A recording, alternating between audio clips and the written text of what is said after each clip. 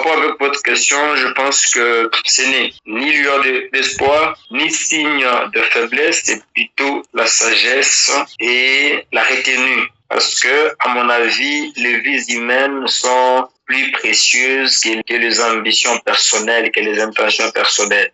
À un certain moment, il faut penser à un homme d'État, que de penser à son ego, penser à son prestige et autres. Je crois que cette décision, moi personnellement en tant que jeune de ce pays, je salue ce repli de l'opposition, de ne pas manifester ce jour-là, mais de garder un œil sur la proposition du dialogue que le chef de l'État a initié. Donc, c'est une main tendue que l'opposition a essayé de voir comment ça va aboutir, comment cette initiation du dialogue va aboutir et voir s'ils vont mener leurs actions ou s'ils ne vont pas le mener. Mais de prime abord, moi, je salue l'initiation du dialogue par le chef de l'État et je salue aussi le repli des opposants parce qu'il faut dire que chaque fois qu'il y a marche, il y a des pertes en vies humaines, il y a des gens qui sont blessés, il y a des dégâts matériels et c'est le pays qui perd.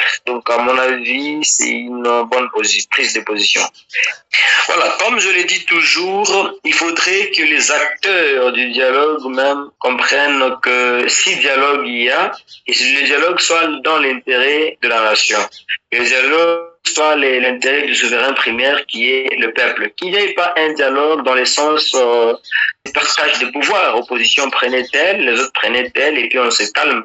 Il faudra que ce dialogue produise des fruits bénéfiques pour le peuple, pour la population. Nous, on est toujours du côté population.